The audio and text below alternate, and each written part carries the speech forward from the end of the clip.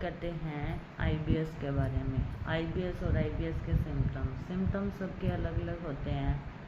मेरे सिम्टम्स अलग थे, मेरे को कॉन्स्टिपेशन था, डायरिया भी था, मिक्स था दोनों। और मेरे डॉक्टर के बारे में भी मैंने आप सब लोगों को बताया, डॉक्टर उज्ज्वल सिंह है, और उनका डिस्क्रिप्शन में मैं लिंक भी, उनका भी जो भी नंबर वगैरह है वो मैं दे देती हूँ। अगर कोई ऑनलाइन कंसल्ट करना चाहता है तो वो आप लोग कर सकते हैं, और अगर कोई ऑफलाइन करना चाहता है तो ऑफलाइन भी कर सकते हैं। उनकी फ़ीस 500 रुपये हैं।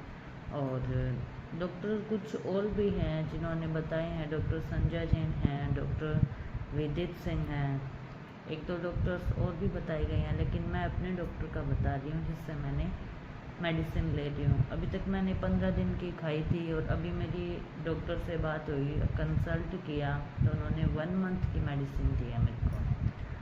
और 1 मंथ की मेडिसिन अब मेरे को दी है, उसमें डोज इस बार डॉक्टर ने बढ़ाई है।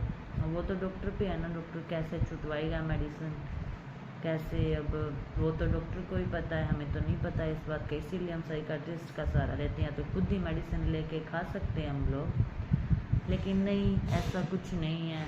हमें मेडिसिन तो डॉक्टर की राय में ही, डॉक्टर के अनुसार ही लेनी चाहिए। खुद तो मेडिसिन मैं अपना कॉम्बिनेशन तो शेयर कर रही हूँ, लेकिन कोई भी मेरा कॉम्बिनेशन मतलब अपने आप से ना ले, डॉक्टर की सलाह से ले, डॉक्टर की देख रेख में ले।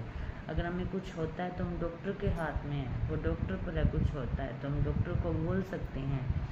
और अगर यूट्यूब पे कोई दिखा रहा है, कोई आयुर्वेदिक दिखा रहा है, कोई कुछ दिखा रहा है, कोई कुछ दिखा रहा है, किसी से कुछ नहीं होता। हार्मोनल इम्बैलेंस होता है, हैप्पी हार्मोन्स कम हो जाते हैं, और इसलिए हमें ये दिक्कतें आने लगती हैं। हम डिप्रेशन में चले जाते हैं, इतने टाइम बीमार रहने के बाद हम डिप्रेशन में चले जाते हैं। और रही बात, कोई कहता है ये स्ट्रेस से होता है, तो 50% स्ट्रेस होता है, 50% हमारी डाइट होती है, पेट होता है। 50% पेट, 50% डाइट है, और 50% माइंड का रोल होता है। अब किसी का पहले माइंड ख़राब होता है, फिर पेट ख़राब होता है, और किसी का पहले पेट ख़राब होता है, फिर माइंड ख़राब होता है। लेकिन मेरे साथ ऐसा हुआ, पहले मेरा पेट ख़राब हुआ, फिर मैं डिप्रेशन में चली गई, मेरे को एंजाइटी होने लगी, मेरा वेट लॉस हो रहा था। इस वेट लॉस के कारण मेरे को एंजाइटी होने लगी, और कॉन्स्टिपेशन होता है, बाउल क्लियर नहीं होता, इसकी वजह से फिर वैसे भी एंजाइटी हो जाती है बहुत ज़्यादा।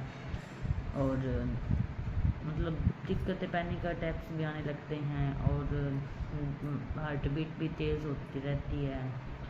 फिर वैसे धीरे धीरे पेट शांत होगा, जैसे जैसे हम मेडिसिन लेंगे, धीरे धीरे पहले मेडिसिन माइंड पे वर्क करेगी, फिर मेडिसिन पेट पे वर्क करेगी। बस ये थोड़ा वेट करना पड़ेगा। अब कितने टाइम खानी पड़ेगी मेडिसिन, ये तो डॉक्टर ही बताएगा, हम तो खुद तो नहीं एनालाइज कर सकते इस बात को।